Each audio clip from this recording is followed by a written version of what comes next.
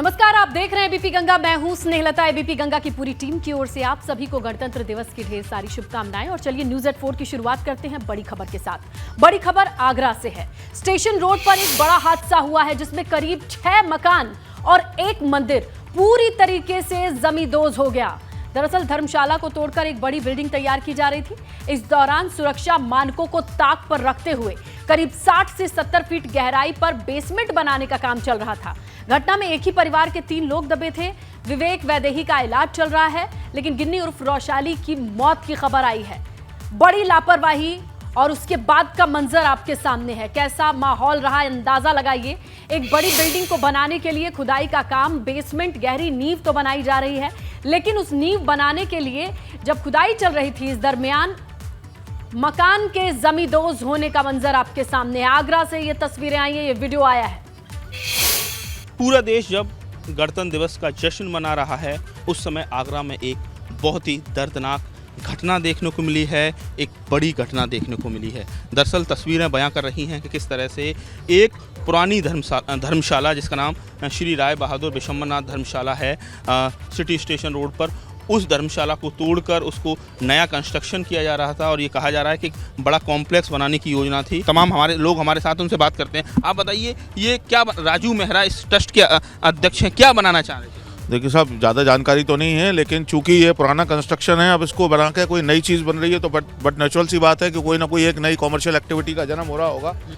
इन्हें इतनी मट्टी खोदी यहाँ से, 2-4 बार हम लोगों ने कहीं भी ये मकानों की सेफ्टी करो, उन्हें कोई सेफ्टी नहीं करी। तो कुल मिला के एक बड़ी घटना आज आगरा में गणतंत्र दिवस के मौके पर देखने को मिली है।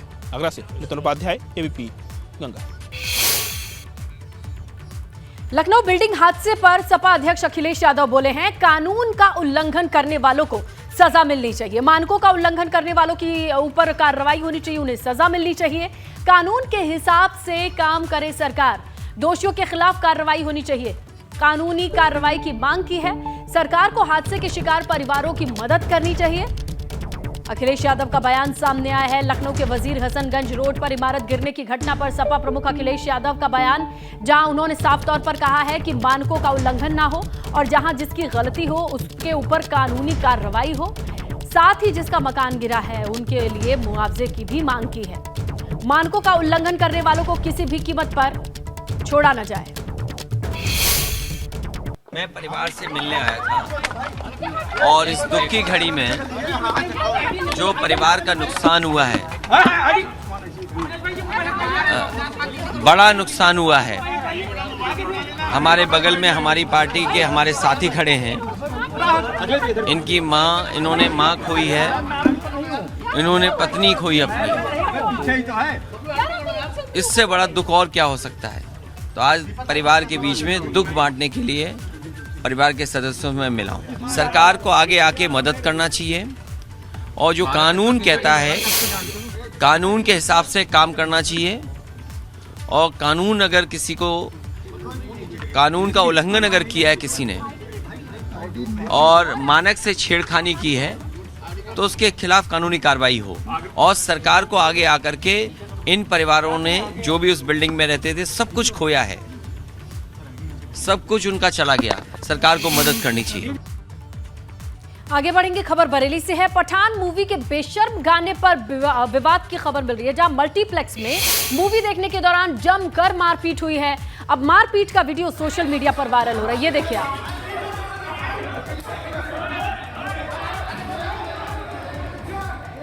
बरेली का ये मल्टीप्लेक्स है जहां से ये वीडियो आया है। इस वीडियो में जो हम देख पा रहे हैं, एक शख्स बिना शर्ट के दिखाई दे रहा है, उससे लोग घेरे हुए हैं, कुछ लोगों के हाथ में रॉड है, डंडे हैं। और ये देखिए, ये बैरियर लगाया जाता है, वो भी हाथ में लेकर के लोग एक दूसरे के ऊपर हमलावर होते दिखाई दे रहे हैं। ये मल्टीप्लेक्स से वीडियो आया है, मूवी पठान। और ये कहा जा रहा है कि गाने को लेकर के कुछ लोगों में बहस हुई, उसके बाद कुछ ऐसा माहौल हो गया।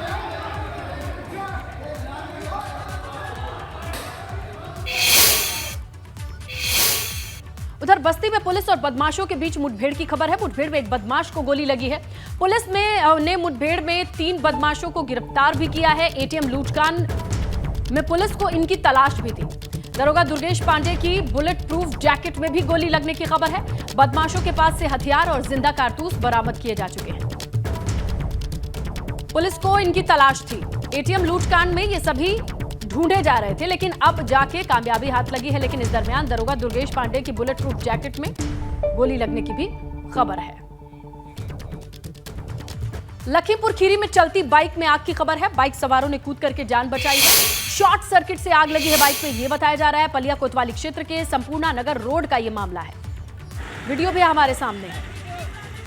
सड़क के किनारे ये बाइक जलती हुई दिखाई दे रही है। चलती हुई बाइक में आग लगी है। सड़क किनारे इस बाइक को छोड़कर शख्स ने अपनी जान बचाई है। लखीमपुर में पलिया कोतवाली क्षेत्र है, संपूर्णा नगर रोड है, जिसके किनारे ये बाइक जलती हुई आप देख रहे हैं। आग बताया जा रहा है कि शॉर्ट सर्किट की वजह से बाइक में लगी। चलती हुई बाइक में आग।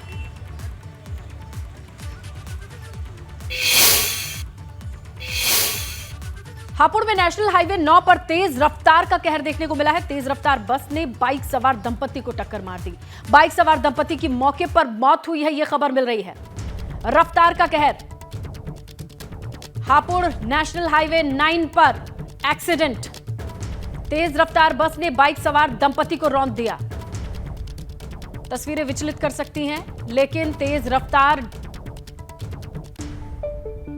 बाइक पर सवार थे ये दंपति। बस ने पीछे से टक्कर मारी, मौके पर ही दर्दनाक मौत।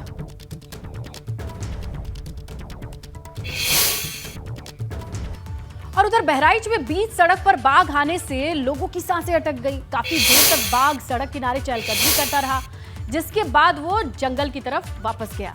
वीडियो बनाकर लोगों ने सोशल मीडिया पर शेयर किया है। करतनिया वन्य जीव क्षेत्र लगता है, वहीं से ये वीडियो सामने है। देखिए, बारिश का मौसम है। जिस शख्स ने कार से ये वीडियो बनाया है, शीशे पर पानी और चहलकदमी, बहुत क्लियर पिक्चर है। देखिए कितने आराम से चहलकदमी करता हुआ बाघ दिखाई दे रहा है। सड़क के किनारे वो आता है, दाएं बाएं देखता है, रोड को देखता है और फिर आराम से बैठ जाता है। बहुत ही इत्मीनान से बैठता है। फिर उसके बाद लेकिन यहाँ आने जाने वाले लोगों के लिए सांसें थम जाती हैं, क्योंकि वो रास्ता कैसे क्रॉस करें। आप वीडियो में देखिए, उस तरफ कुछ बाइक पे भी लोग दिखाई दे रहे हैं, लेकिन बाघ काफी देर तक यहाँ चहलकदमी करता रहा।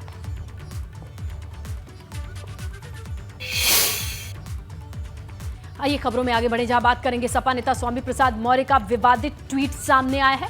लिखा है कि पद्म विभूषण पुरस्कार को लेकर के भारत सरकार पर उन्होंने ट्वीट किया, पुरस्कार देकर नेताजी के व्यक्तित्व का उपहास उड़ाया गया है। कृतत्व एवं राष्ट्र के प्रति किए गए योगदान का उपहास उड़ाया गया है, ये कहना है। मुलायम सिंह यादव को भारत रत्न से सम्मानित करना चाहिए था।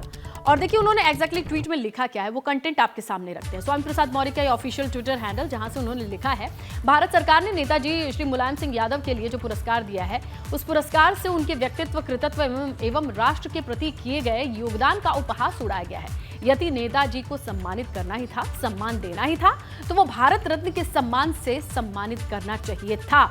तो अपनी बात उन्होंने कुछ इस तरीके से रखी है और इस ट्वीट का कंटेंट आपके सामने स्क्रीन पर है।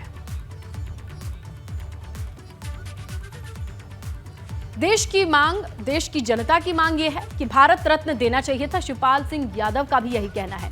नेताजी ने किसानों और नौजवानों के लिए काम किया है, शिवपाल सिंह यादव कहते हैं। मुलायम सिंह यादव देश के बड़े नेता हैं, यह भी कहा है शिवपाल सिंह यादव ने। तो देखिए, पुरस्कार को लेकर के, नेताजी को लेकर के समाजवादी पार्टी खेमे से अब इस पर प्रतिक्रियाएं आ रही हैं।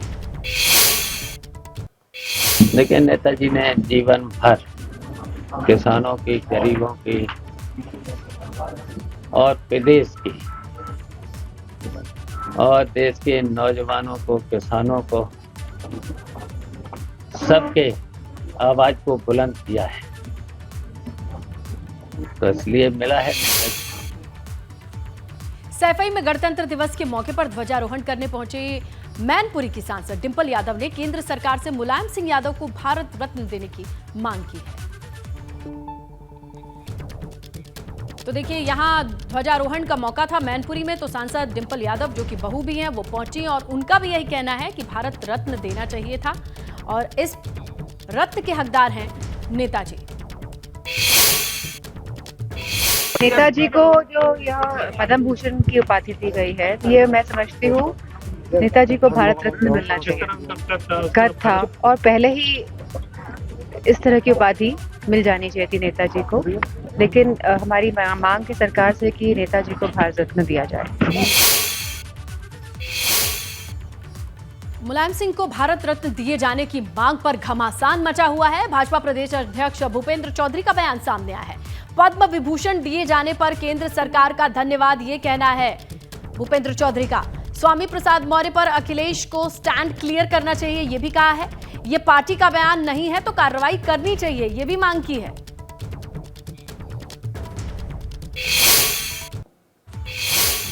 कि मुलायम सिंह जी का राजनीतिक क्षेत्र में, उत्तर प्रदेश की राजनीति में, समाज जीवन में बड़ा कद था उनका, और लंबे समय तक उन्होंने प्रदेश की राजनीति को नेतृत्व किया, सरकार का भी नेतृत्व किया। तो हम सब के लिए एक बहुत अच्छा अनुभव है और सरकार का ये निर्णय स्वागत योग्य है।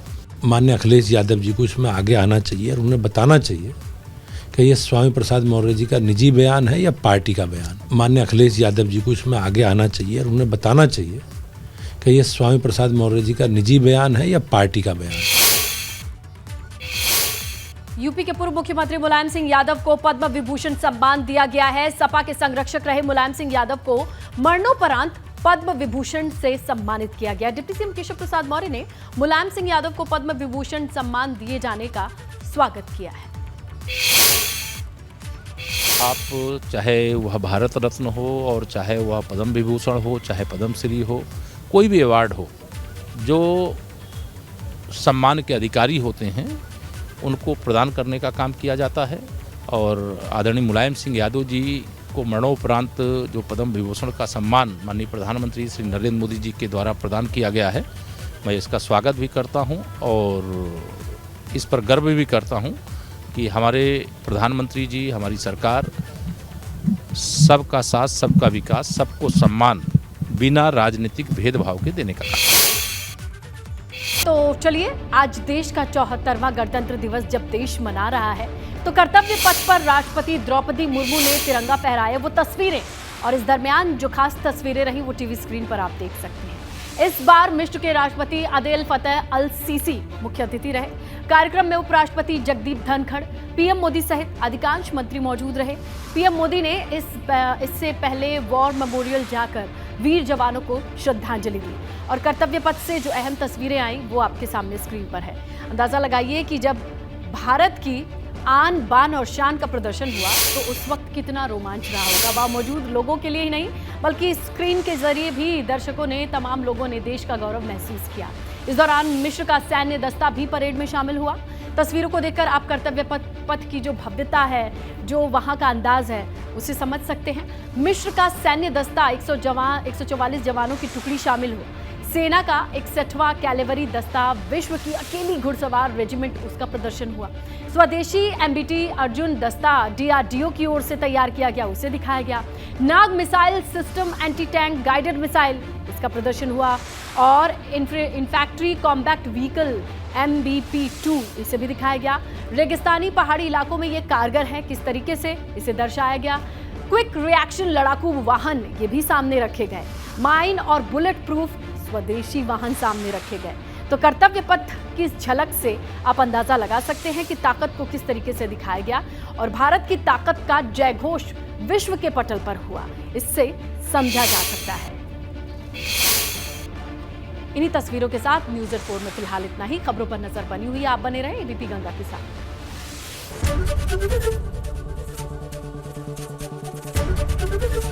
एबीपी गंगा, खबर आपकी, जुबान आपकी।